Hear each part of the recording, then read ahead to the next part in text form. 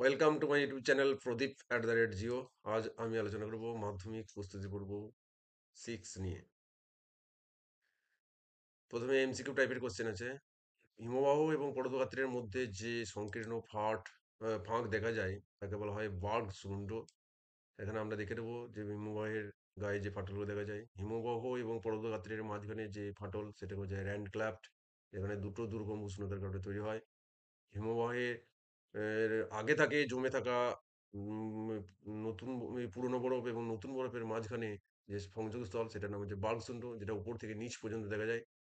এবং হিমবাহের গায়ে তলদেশে ভূমিরূপের পরিবর্তনের জন্য যে বৈষম্যমূলক প্রবাহ তার কারণে যে ফাটল দেখা যায় তার নাম হচ্ছে ক্রেভাস। অর্থাৎ ৩ ধরনের ফাটল দেখা গেল: র্যান্ডক্ল্যাফট, বার্গসুন্ড এবং ক্রেভাস।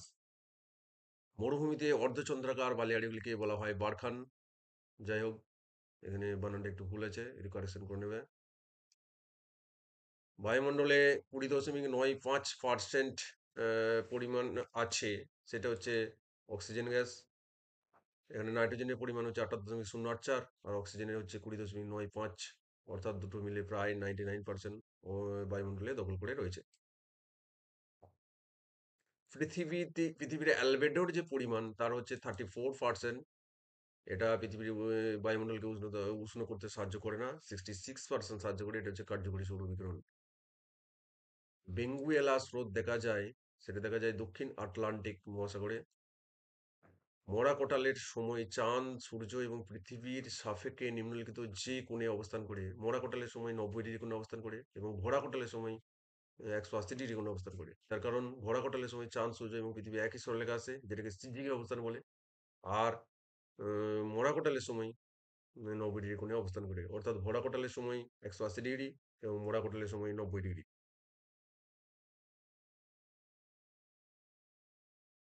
পারদ দূষণের ফলে যে রোগ হয় সেটা হচ্ছে মিনামাটা বিপর্যয়। এখানে মিনামাটা রোগটার নাম হচ্ছে মিনামেটা। এখানে আমরা দেখে নেব বিভিন্ন প্রকার দূষকের কারণে কি রোগ হয়। সীসা দূষণে ডিসলেক্সিয়া, পারদ দূষণে মিনামাটা রোগ হয়, ক্যাডমিয়াম দূষণে ইটাই রোগ হয়, ক্লোরাইড দূষণে ফ্লোরোসিস রোগ হয়, আর্সেনিক দূষণে ব্ল্যাকফুট ডিজিজ রোগ তৈরি হয়। মৌসুমী বিস্ফোরণ প্রথম দেখা যায় সেটা হচ্ছে কেরালায়। এখানে বলে রাখি যে গ্রীষ্মের শেষের দিকে এবং বর্ষার আগমনের প্রথম দিকে যখন মৌসুম বায়ু ভারতবর্ষের পদার্পণ ঘটে, তখন আকাশে কালো মেঘ দেখা যায় এবং প্রচণ্ড মেঘ, বজ্রাঘাত বজ্রপাত হয়। এই যে প্রথম মৌসুমী বৃষ্টিপাতের যে সূচনা সেটাকে বলা হয় মৌসুমী বিস্ফোরণ বা মনসুন বাস্ট। বৃষ্টির জল দ্বারা মাটির ওপরের স্তরে চাদরের আকারের অপসৃত হয়ে যে ক্ষয় হয় তা হলো সিট ক্ষয়। এখানে বলে রাখি চাদর, এটা অনেকটা আমরা যে বিছানায় ব্যবহার করি সেগুলোকে বেডশিট বলে, তাই এখানে চাদরের আকারে যে ক্ষয় সেটার নাম হচ্ছে সিট ক্ষয়।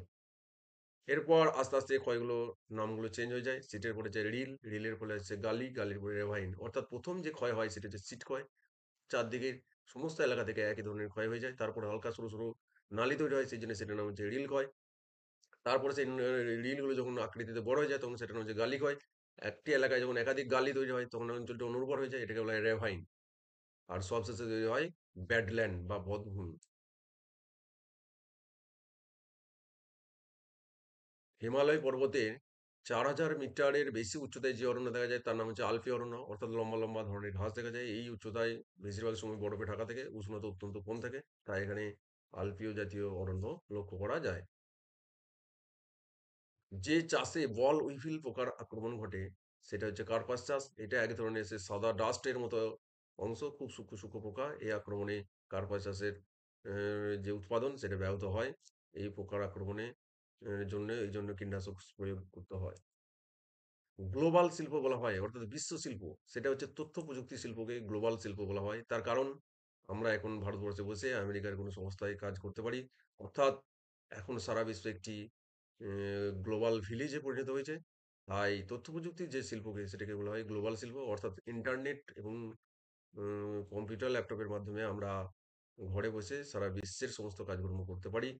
এগুলিকে তথ্য প্রযুক্তি শিল্পকে গ্লোবাল শিল্প বলা হয়। ভারতের দীর্ঘতম জাতীয় সড়কপথটির নাম হলো 44 নম্বর জাতীয় সড়ক। ভারতের সূর্য সমলয় উপগ্রহ হলো সূর্য সমলয় অর্থাৎ sun synchronous satellite, IRS series satellite, সেগুলো হচ্ছে সূর্য সমলয় উপগ্রহ। শুদ্ধ অশুদ্ধ নির্বাচন। নদীর সঞ্চয় কার্যের ফলে সৃষ্ট অন্যতম একটি ভূমিরূপ হলো অশোকাকৃত হ্রদ। এটা মিথ্যা হবে, তার কারণ নদীর ক্ষয় এবং সঞ্চয় দুটোর মিলিত কার্যের ফলে তৈরি হয় অশোকাকৃত হ্রদ। চিনুক ফ্রান্সের মধ্য দিয়ে প্রবাহিত একটি উষ্ণবায়ু, এটা হচ্ছে অশুদ্ধ, তার কারণ এটা রকি পর্বতে প্রবাহিত হয়, রকি পর্বতে প্রবাহিত হয় অর্থাৎ আমেরিকায় প্রবাহিত হয়, উত্তর আমেরিকায় প্রবাহিত হয় রকি পর্বতের তলদেশে।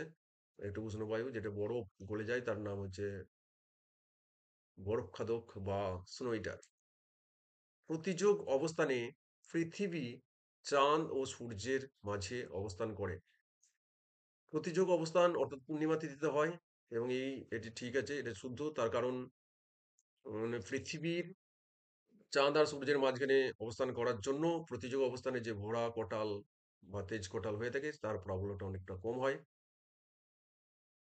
মূলত জৈব বজ্র থেকে বায়ু দূষণ ঘটে থাকে, এটা অশুদ্ধ হবে। জৈব ছাড়াও অজৈব বজ্র থেকেও বায়ু দূষণ হয়ে থাকে।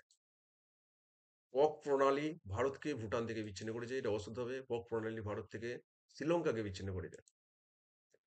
কর্ণাটক মালভূমির পশ্চিম ভাগের যে ঢেউ খেলানো ভূমিভাগ সেটাকে কি বলা হয়? মালনাদ বলা হয়, এটা শুদ্ধ হবে।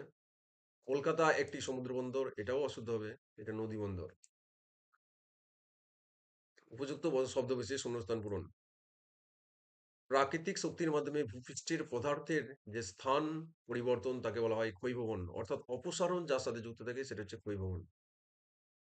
যে পরিমাণ সূর্যরশ্মি পৃথিবী ও বায়ুমণ্ডলকে উত্তপ্ত করে তাকে বলা হয়, সেটা হচ্ছে 66%, আর এটাকে বলা হয় কার্যকরী সৌর বিকিরণ। তাপপ্রবাহ এবং সমুদ্র স্রোত বিক্ষিপ্ত হয় ড্যাশ শক্তির প্রভাবে। পৃথিবীর আবর্তনের ফলে উদ্ভূত কোরিওলিস বল, সেই কোরিওলিস বলের কারণেই এগুলি বিক্ষিপ্ত হয়, যে কারণে বায়ুপ্রবাহ এবং সমুদ্র স্রোত উত্তর গোলার্ধের ডান দিকে এবং দক্ষিণ গোলার্ধের বাম দিকে বেঁকে প্রবাহিত হয়। ড্যাশ খনিজের প্রভাবে ল্যাটেরাইট মাটির রং লাল হয়, সেটা হচ্ছে আয়রন অক্সাইড বা লৌহ খনিজের প্রভাবে ল্যাটেরাইট মাটির রং লাল হয়। ড্যাশ নদীর বদ্বীপ অঞ্চলকে দক্ষিণ ভারতের শস্য ভাণ্ডার বলা হয়, এটা হচ্ছে কাবেরী নদীর বদ্বীপ অঞ্চলকে দক্ষিণ ভারতের শস্য ভাণ্ডার বলা হয়, এখানে অধিকাংশ চাষবাস হয়ে থাকে দক্ষিণ ভারতে। 2011 সালের সুমারি অনুযায়ী ভারতের সর্বনিম্ন লিঙ্গ অনুপাতযুক্ত রাজ্যটি হলো হরিয়ানা। এখানে বলে রাখি যে লিঙ্গ অনুপাত বা সেক্স রেশিও যেটা, সেটা হচ্ছে প্রতি 1000 পুরুষে মহিলার যে বা নারীদের যে সংখ্যা সেটাই হচ্ছে লিঙ্গ অনুপাত। ভারতবর্ষে 2011 সালে যে লিঙ্গ অনুপাত সেটা হচ্ছে 1000:940, অর্থাৎ 1000 জন পুরুষ পিছু মহিলার সংখ্যা সেটা হচ্ছে 940 জন। এবারে সবচেয়ে বেশি লিঙ্গ অনুপাতযুক্ত রাজ্য সেটা হচ্ছে কেরল, 1000 পুরুষ পিছু 1084 জন মহিলা আছে। আর হরিয়ানা সবচেয়ে কম, 1000 পুরুষ পিছু 877 জন মহিলা। এখানে এই লিঙ্গ অনুপাত থেকে একটা রাজ্যের সোশিও ইকোনমিক বা আর্থসামাজিক যে অবস্থা সেটা অনেকটা ফুটে ওঠে। যেখানকার লিঙ্গ অনুপাত সবচেয়ে বেশি সেই এলাকাগুলি আর্থসামাজিক দিক থেকে যথেষ্ট স্বয়ংসম্পূর্ণ। স্পট নামক দূরসংবেদন যেটা সূর্য সমলে অর্থাৎ সানসেন্সকোনাস উপগ্রহটি, সেটা হচ্ছে ফ্রান্সের প্রেরিত স্পট। দু একটি শব্দে উত্তর দাও, অর্থাৎ এসিকিউ টাইপের যে কোশ্চেন।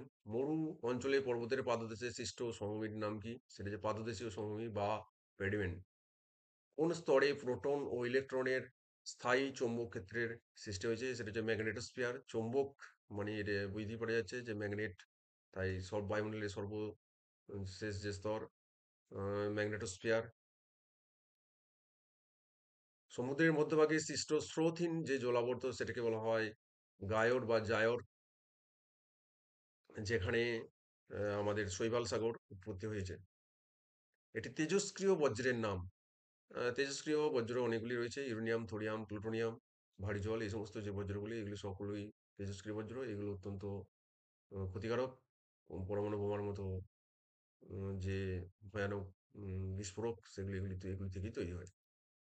কোন জলপ্রপাতকে ভারতের নায়াগ্রা বলা হয়? ভারতের নায়াগ্রা বলা হয় চিত্রকূট জলপ্রপাতকে, যেটা গোদাবরীর যে উপনদী সেটা ইন্দ্রাবতী নদীতে অবস্থিত। কোন প্রাকৃতিক অরণ্যে গাছের পাত ছুচালো হয়? গাছের পাতা ছুচালো হয় স্বল্পবর্গীয় অরণ্য অঞ্চলে। এখানে বলে রাখি যে স্বল্পবর্গীয় অরণ্য অঞ্চলে কাঠগুলি নরম প্রকৃতির, সেই জন্য একে নরম কাঠের অরণ্য বলা হয়। এগুলি দেখতে অনেকটা পিরামিডের মতো আকৃতির এবং অত্যন্ত যে ঠান্ডা এলাকা, অর্থাৎ পাহাড়ের যে উপর দিকের অংশ সেখানে স্বর্ণগিরি অরণ্য লক্ষ্য করা যায়। ভারতের বৃহত্তম পেট্রো রাসায়নিক শিল্পকেন্দ্রটি কোথায় অবস্থিত? সেটা হচ্ছে গুজরাটের জামনগরে অবস্থিত ভারতের বৃহত্তম পেট্রো রাসায়নিক শিল্পকেন্দ্রটি। এটা হচ্ছে বেসরকারিভাবে ভারতের বৃহত্তম পেট্রো রাসায়নিক শিল্পকেন্দ্র।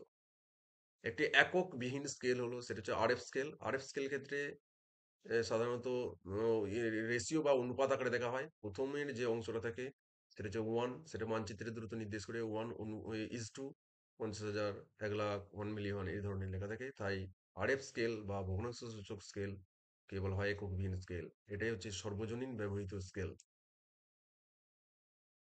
এবার আসছি বাম দিকের সাথে ডান দিকের মিল রেখা। গ্রাবো রেখা এটা হিমবাহের সঞ্চয়কার্যের ফলে উৎপন্ন একটা ভূমিরূপ। শিলং এটা বৃষ্টির ছায় অঞ্চলে অবস্থিত, যেখানে বৃষ্টিপাতটা কম হয়। পাহাড়ের যে বিপরীত ঢাল অর্থাৎ প্রতিবাদ ঢালে বৃষ্টিপাত ঘটে এবং অনুপাত ঢালে বৃষ্টিপাত হয় না। সেরকম একটি জায়গায় মেঘালয়ের রাজধানী শিলং অবস্থিত। মেঘালয় সাধারণত মেঘের আলোয় বা মেঘের আলোয় অর্থাৎ মেঘের রাজ্য। তাই সেখানে যেখানে বৃষ্টিপাত কম হয় সেখানেই সাধারণত রাজধানীটি ঠিক করা হয়েছে। আম্র বৃষ্টি এটা দক্ষিণ ভারতে দেখা যায়। তার কারণ কি দক্ষিণ ভারতে যে ঝড় বৃষ্টি হয় গ্রীষ্মকালে সেটা আমের ফলনে ব্যাপকভাবে প্রভাব বিস্তার করে। তাই এটার নাম হচ্ছে আম্র বৃষ্টি। অ্যা জম্মু কাশ্মীর এটা শ্রীনগর সাথে হবে। সবশেষে প্রদীপ @জিও চ্যানেলের পক্ষ থেকে সকলকে অসংখ্য ধন্যবাদ।